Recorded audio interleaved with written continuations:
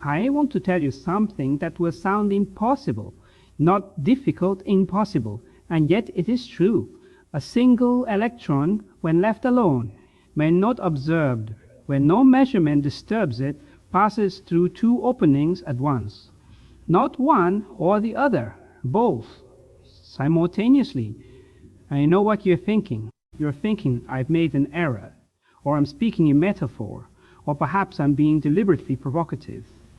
But I assure you I mean this with absolute precision. The electron goes through both slits, not because we don't know which slit it went through. That would be mere ignorance, the gap in our knowledge that better instruments might one day fill.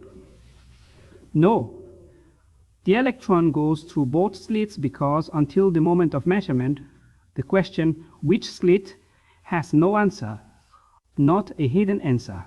No answer at all. This is where we must begin, with this profound strangeness, because everything else follows from it.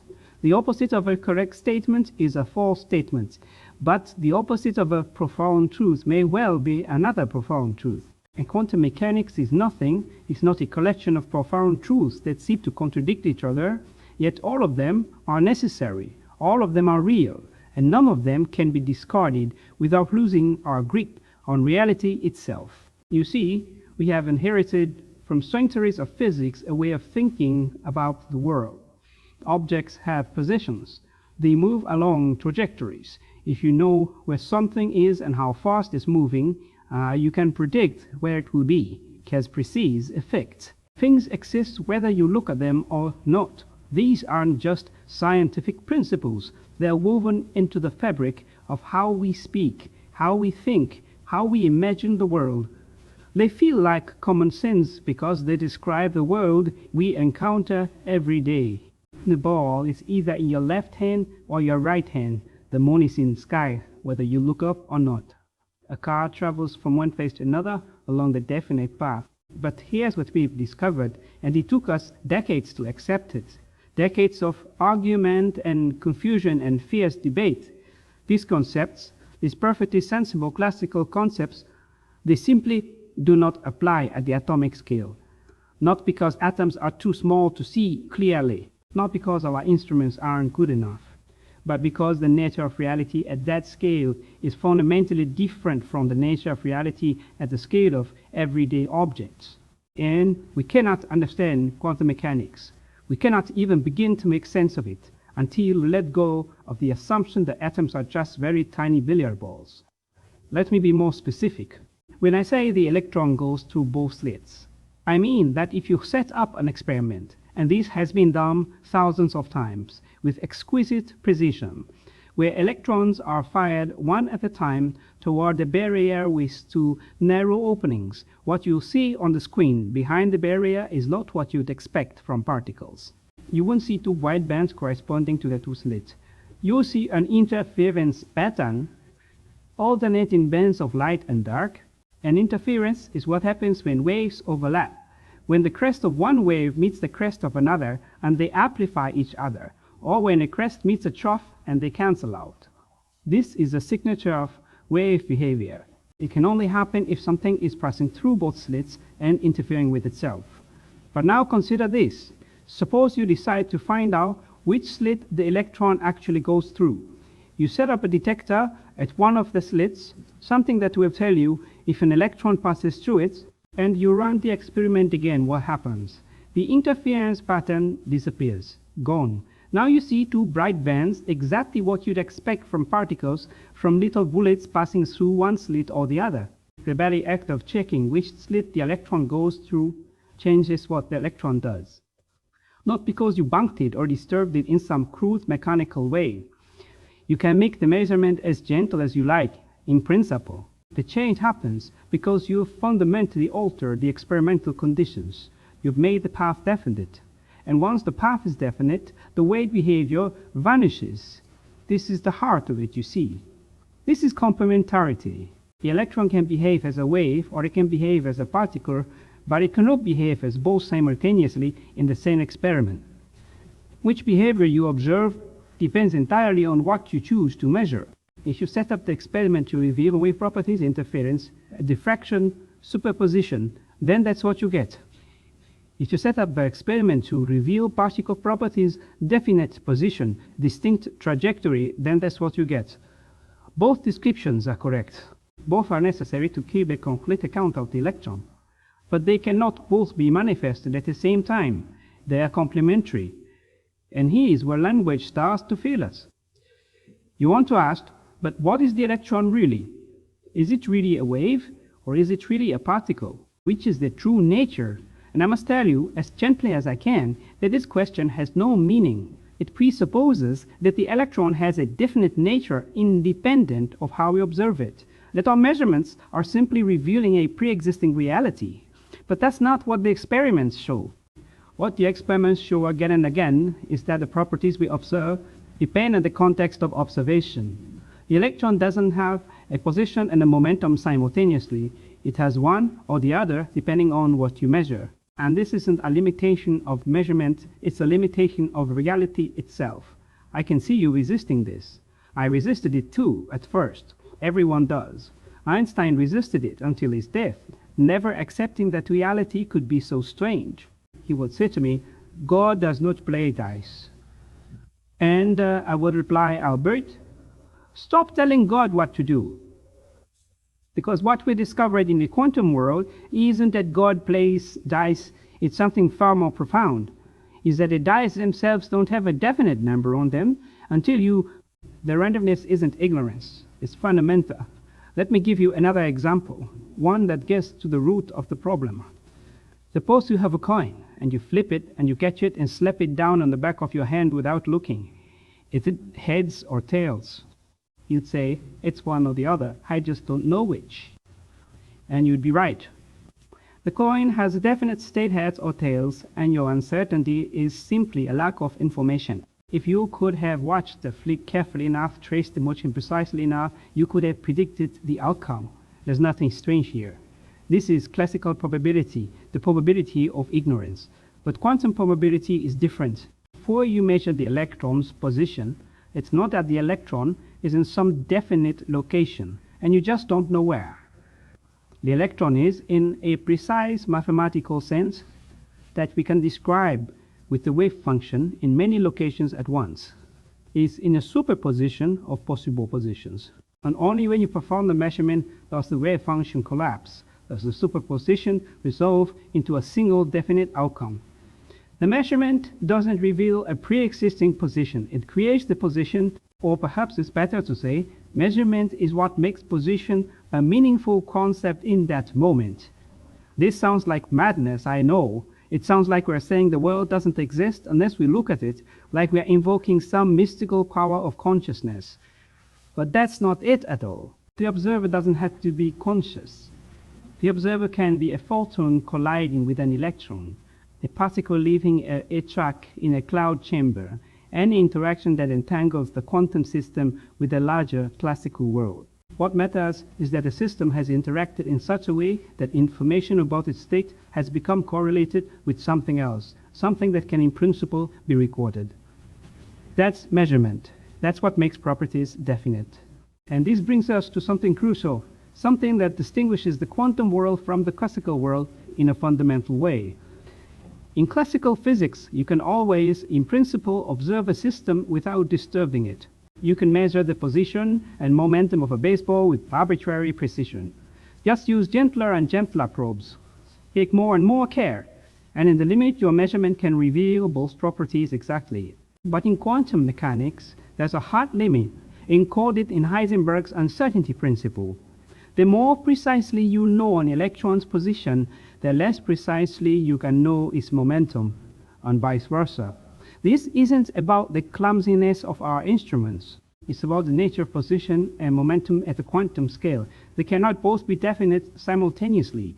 The more definite you make one, the less definite the other becomes. They are complementary observables. Why? Because in quantum mechanics, particles are described by wave functions. And the wave function that represents a definite position is a sharp spike at a single location. But a sharp spike, when you decompose it into its wave components, which is what momentum is, the wavelength of the wave contains all possible wavelengths, all possible momenta. Conversely, a wave function representing a definite momentum is a smooth wave extending through all space, completely delocalized in position. You can construct wave functions that are somewhere in between, a little bit spread out in both position and momentum, but there's a limit to how much you can squeeze both uncertainties. That limit is Planck's constant. It's built into the mathematics, and the mathematics describes every experiment we've ever done. So when I say the electron goes through both slits, I'm not being poetic, I'm describing what the wave function tells us. Before measurement, the electron's wave function is a superposition that includes paths through both slits.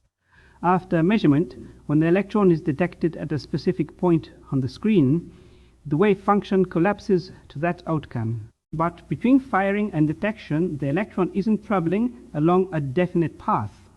It doesn't have a trajectory in the classical sense. If you try to assign it a trajectory, if you try to say it went through this slit, you're imposing classical concepts where they don't belong. And the moment you actually check which slit it went through, you change the experiment and the interference pattern vanishes. This is why I keep insisting on complementarity. We need the wave description to explain the interference pattern. We need the particle description to explain the discrete click of the detector when the electron arrives. Both descriptions are indispensable. Neither is complete. And trying to force them together into a single consistent picture, trying to imagine what the electron is really doing, leads only to contradiction and confusion. The electron is not a wave, that's also a particle. It's a quantum object, and quantum objects exhibit wave-like properties under some circumstances, and particle-like properties under others, but never both at the same time in the same context. Now, you might be thinking this is all very abstract, very removed from everyday life, but I assure you it's not. Quantum mechanics is not some esoteric theory about exotic phenomena in distant laboratories. It's the foundation of modern technology. Every computer chip in existence relies on quantum tunneling, a purely quantum effect where particles pass through barriers they classically shouldn't be able to penetrate. Lasers work because of stimulated emission, a quantum phenomenon with no classical analog. MRI machines exploit the quantum spin of atomic nuclei, the stability of atoms themselves. The reason matter doesn't collapse comes from quantum mechanics. The uncertainty principle prevents electrons from falling into the nucleus. Even the sun shines because of quantum tunneling in nuclear fusion. Without quantum mechanics, we couldn't explain why stars burn, why atoms are stable, why you can walk through a door but not through a wall. And GPS satellites, those unremarkable pieces of technology you probably use without thinking, they have to account for quantum effects in their atomic clocks. The precision required to pinpoint your location depends on timing accurate to nanoseconds, and at that level, the predictions of quantum mechanics matter. If the engineers who designed GPS had used classical physics, if they'd assumed atoms behave like tiny solar systems with electrons orbiting in definite paths, the whole system would fail. The fact that your phone can tell you where you are within a few meters is experimental confirmation billions of times a day that Bohr was right and classical physics is wrong at small scales. But let's go deeper. Let's ask what this means for our understanding of reality itself. Because what quantum mechanics reveals isn't just that atoms are strange, it's that the very structure of knowledge, the relationship between observer and observed, is different from what we thought. In classical physics, we imagine ourselves as detached observers, looking at a world that exists independently of us, uncovering its properties through careful measurement. The world is out there, objective, definite, and our job is simply to discover what's already true. But quantum mechanics tells us this picture is incomplete. The act of observation isn't separate from what's observed. The observer and the observed are inseparable. You cannot describe a quantum system without also describing how it's being measured, what apparatus you're using, what question you're asking. The system doesn't have definite properties waiting to be discovered. It has potential properties, possibilities encoded in the wave function, and measurement actualizes one of those possibilities. This is not to say that reality is subjective, that you can make atoms do whatever you want just by wishing. The probabilities are objective. The wave function evolves according to a precise equation, Schrödinger's equation. which is deterministic and predictable. What's not predictable is which outcome you get in any individual measurement. You can predict the probability distribution, but you cannot predict the specific result. And once the measurement is made, the result is definite and real. The photographic plate is either exposed or it isn't. The detector either clicks or it doesn't. There's nothing subjective about that. What's strange is that before the measurement, the system genuinely doesn't have a definite state. It's in a superposition. And that superposition is not merely epistemic, it's not just in our knowledge, it's ontological, it's in the nature of the system itself. Einstein couldn't accept this. He believed in an objective reality independent of observation. He thought quantum mechanics must be incomplete, that there must be hidden variables, deeper deterministic laws that would restore the classical picture if we could only find them. And for a long time, that seemed like a reasonable hope. Maybe the wave function is just a statistical tool, a way of summarizing our ignorance, and underneath there's a definite reality, particles with definite positions and momenta that we simply can't access. But experiments have ruled this out. Bell's theorem and the experiments that followed have shown that no local hidden variable theory can reproduce the predictions of quantum mechanics. The correlations we observe between entangled particles are stronger than any classical mechanism could produce. Reality is either non-local with instantaneous influences across space, or it's not deterministic in the way Einstein hoped, or both. And Bohr would say, both descriptions are needed.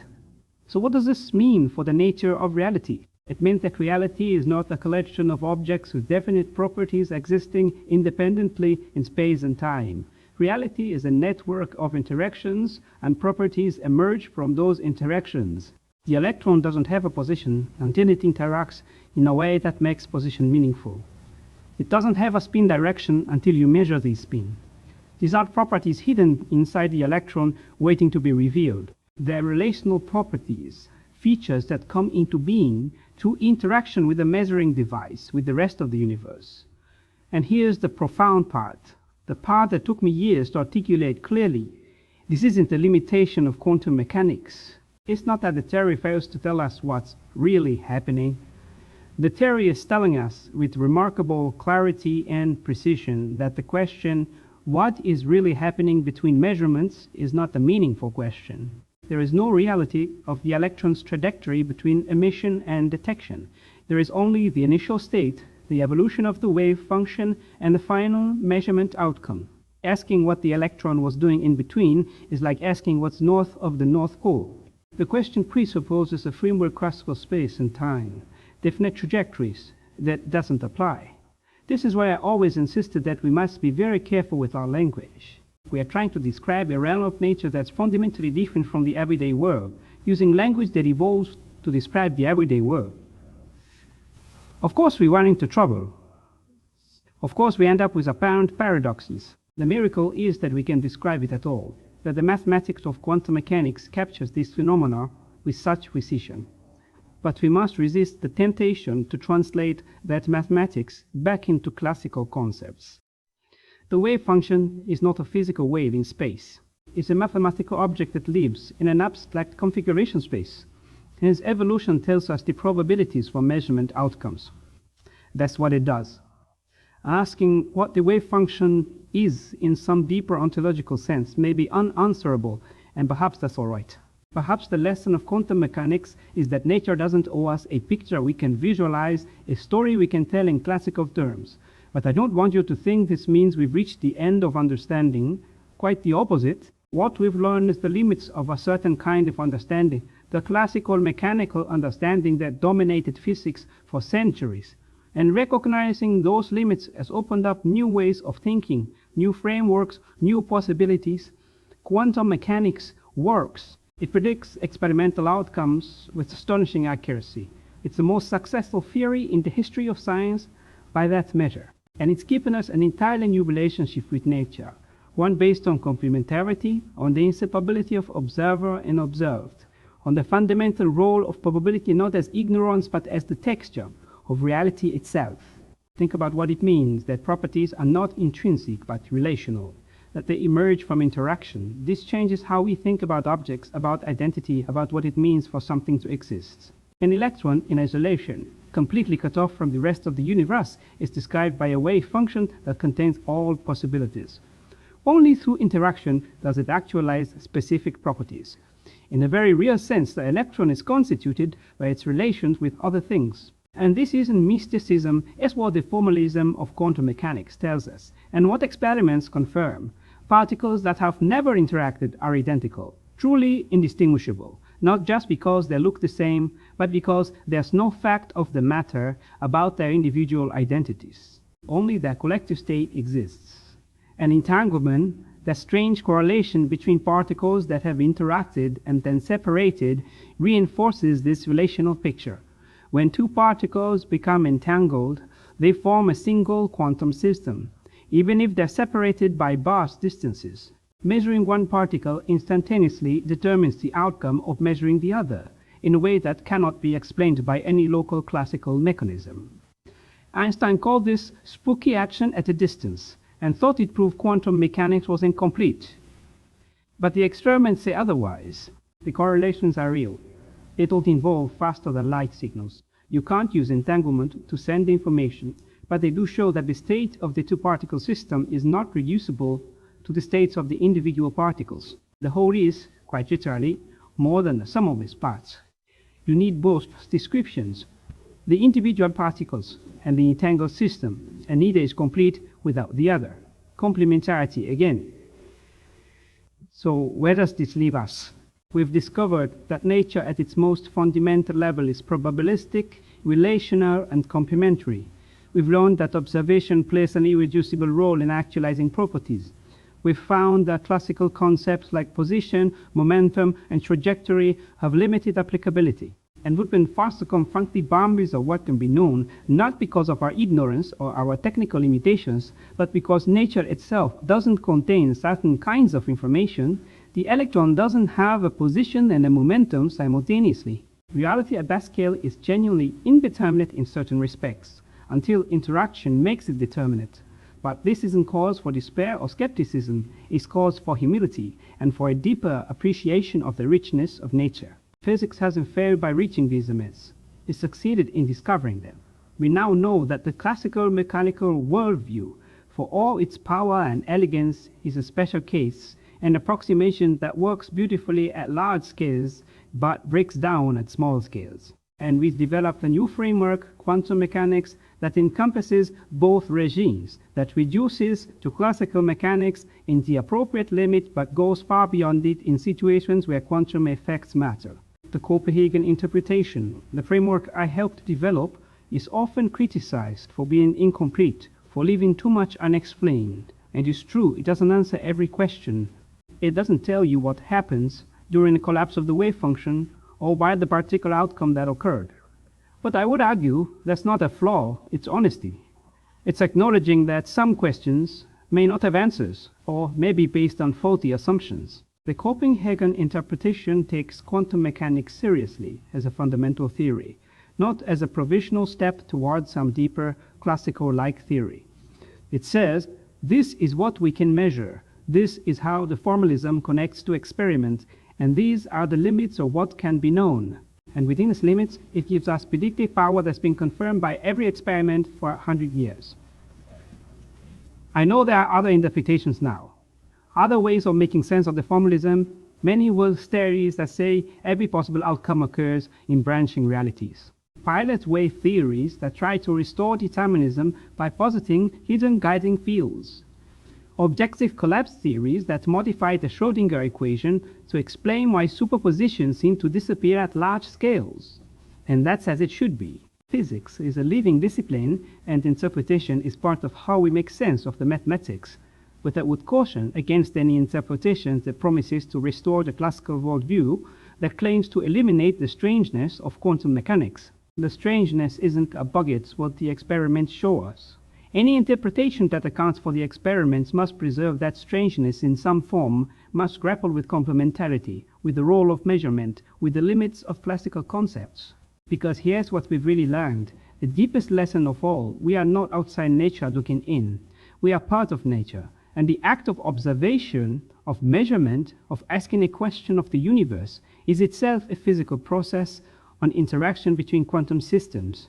We cannot step outside and see reality as it really is, independent of all interaction. There is no view from nowhere.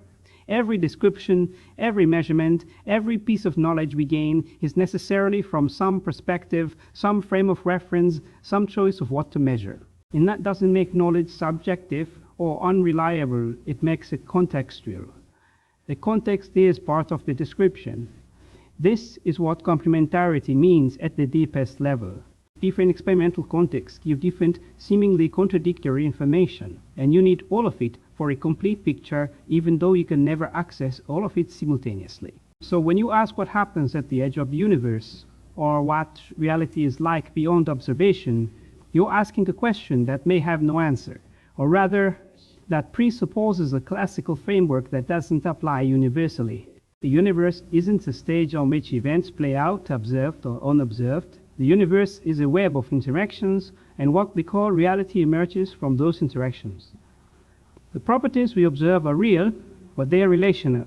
They depend on context, on how systems interact with each other and with us.